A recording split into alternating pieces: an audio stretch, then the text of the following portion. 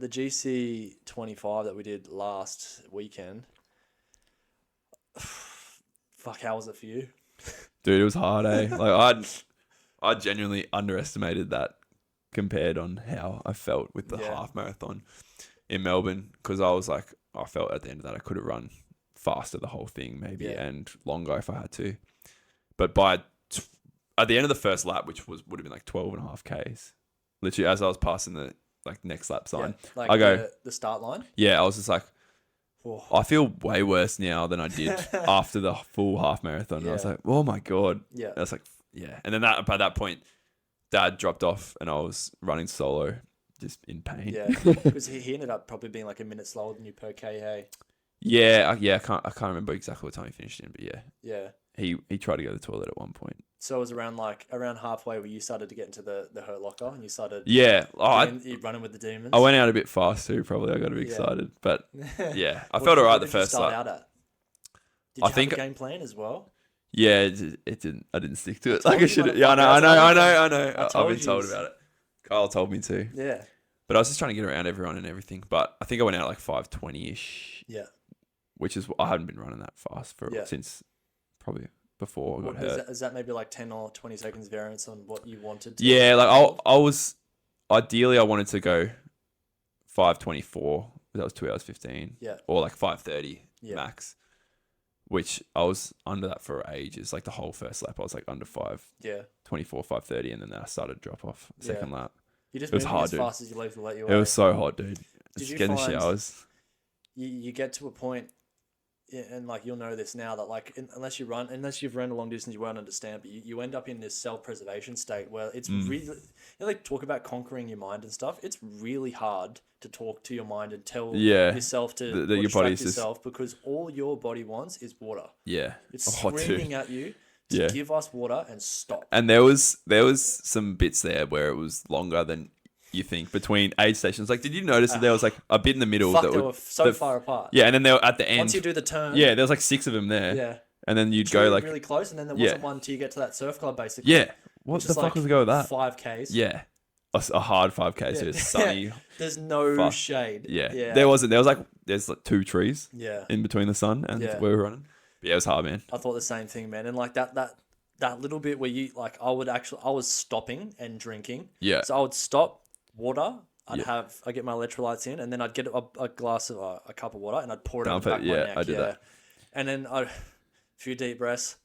All right. And then, dude, I'd feel good for like a minute. Yeah. And I'd be like, oh, I'm back on now. Yeah. And then a minute later, holy fuck. Yeah, dude. When coming back on the last lap, I was getting very hot by that point, and I was going every shower on the beach, because they were they weren't that far apart. Yeah. They were probably like maybe 500 meters the same. Yeah.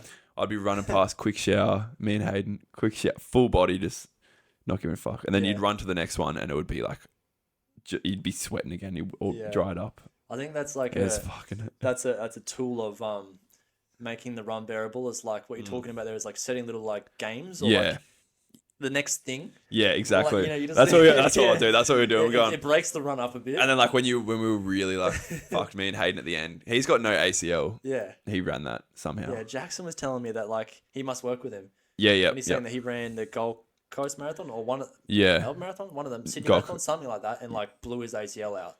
Yeah, I think he did. He's done it. He's done it before, and then got it repaired, got surgery, recovered and everything. Did it again, and now he's got a surgery in like February or something. So he's just running around with an ACL. He's just got the highest pain tolerance in the world. Yeah, I don't know how he does it. I wonder what it's like. It probably just feels like can't be great. Yeah, he said the first time it was like real bad, and he couldn't have walked without the surgery. Like But this time it's, I don't know, maybe, I don't know. Yeah. Really. Maybe it's just like his flexibility and functionality. Yeah. That he can. I think running straight, I mean, it'll be so fucked, but running straight is like not the hardest of activities with it. It's when you cut and turn and shit. That's what you can use it for. Must be like his interior ligaments or something like that. Yeah, it's like right in there. Because like if you inverse your knee, like and you have an MCL tear or like the inside of your knee, then you're fucked. Yeah. But if your quads are strong enough and your hips are strong enough to stay straight, exactly. You're all right. Yeah, that's how all that like people do their ACLs in sports. Like, when they like cut or anything, that's when they do them in like basketball and football and shit. But yeah, rough. Yeah, rough, man. Like for me, fuck, I trained so hard for it as well. Yeah, you did, eh? You're like a Terminator. I did. Like I can honestly say for 3 months, like I committed to like the schedule that Carl gave me, and I was training like an athlete, dude. Like genuinely, 5 days a week was sticking to the program, and I'm really proud of the effort I put in. Yeah, fuck yeah. And I had these objectives that I wanted to do on the day. Like I set the objective that I want to run 430 Ks. Yeah. And I've never ran in heat. Like I've never done an event in summer. I've only ever done Gold Coast Marathon. Yep. I've done the GC30 and I've done the half marathons at the beginning. And of the year. even like when you'd run normally, it'd be earlier than that. Not as hot. We just had a heat wave that day. Hot. That's what I mean. Like so hot. I've been practicing up to that point. Like I told my masseuse Katie, she's like, "Hey, you gonna go run in the heat?" And I was like, "Yeah, fuck all." Yeah, I'll live in the heat. Yeah, I've been running in the heat. Like but it was just a different beast, man. And like it was insanely hot. To go from, I dropped 35 seconds on my goal per kilometer. But what was your end I finished on 5:05. Okay. Yeah, wow. So which was like 2 hours and I think 5 minutes. Yeah. And the thing is like, despite that not being my objective, I was actually so proud of it. Dude. When I can say those conditions were so brutal that like I know that me running a 5:05 was like running a 4:30. Like it was so hard. Well, I mean, I know you said it, but everyone who had run a marathon before the Gold Coast Marathon, was saying like even Hayden, he's like, this is he ran the Gold Coast Marathon. He's like, this is like worse than the wall I got at like 35 Ks of the marathon. Like this is the worst thing I ever felt running. I was like, oh my God. 100%. And then even Kyle, our physio, he posted saying that was the hardest race he's ever done. So I seen him during the week, and so he was hoping to get sub 4s, like maybe 345, 350. He ran like 410 splits, 405 splits. Yeah. Like, for someone like he's a world class runner. Yeah, him to push out by that much is huge. And he told me that he stopped and walked 5 or 6 times. Yeah, wow. For like 10, 15 and he came second. And was like, fuck this. Yeah. Because like they kept running. So they did 2 25K laps. And he said that like, man, there was multiple times where he stopped and he said he wanted third to catch up and beat him, like get in front of him so he could get off the podium and just fuck it off. Yes, and just like not worry about it. Like, I just don't want to run anymore. Yeah. He's like, if I'm off the podium, I'll just bow out, fuck it off. Yeah, oath. But which speaks and he still came second, Not by that much too, like nah. Like, so his teammate was the person that came third. Yeah. And the person that came first was the guy he was talking about, He's the one who was saying he was telling me that like that guy is like if he's elite. If he's on, he's gonna win no matter what. Like no one can touch him. So like the first so me and Lundy. Did you stay back with us, or just it was more me and Lundy more so? No, I stayed back with you. Oh, I think you went a little bit before you because I would. Yeah. So, like with races, your official time doesn't start till you cross the line. And like when there's 2,000 people there, like I know from experience that when you try and start in the pack, you get caught in it. Yeah. And it's fucked. Yeah. It's fucked. You start so slow and then it's just a fuck. Yeah. So like what I said to the boys was like, let's stay at the very back. Let's let him just run off. We'll give it a couple minutes and then we'll go. Yeah. And that's what I was like, fuck, I feel like I'm a cattle dog. I guess to go chase the herd. Yeah, we're about to go fucking trace him. Dude, I noticed that in the Melbourne half as well. Yeah. 12,000 people did that. And we were like, we weren't that far back, but we were.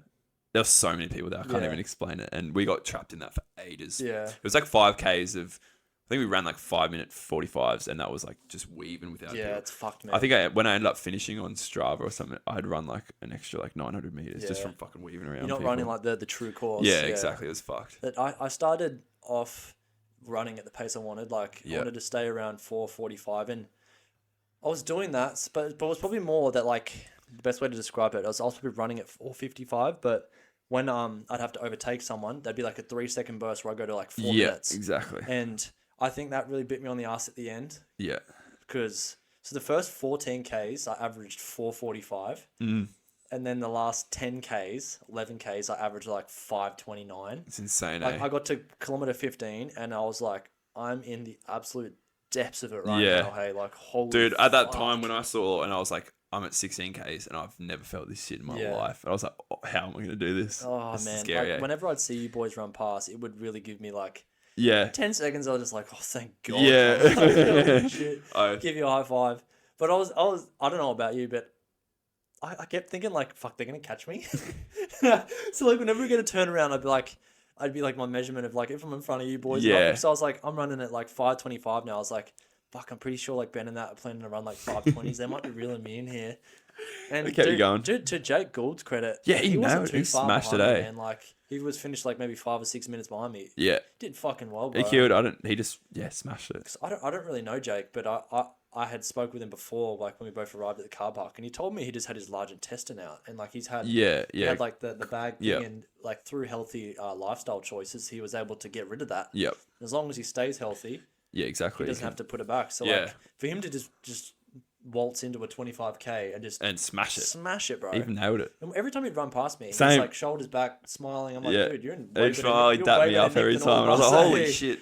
Yeah, fucking oath. But he just seems like he's one of those like real nice fellas, but he has like that dog in him, mate. Oh yeah, fuck yeah. Sometimes there's some of those nice fellas. He was a boxer back in the day. Even Lockie were. Yeah, Lockie's another one. He's like the nicest guy on the planet. But yeah. He's got workhorse. Yeah, something's a bit of colour dog. You got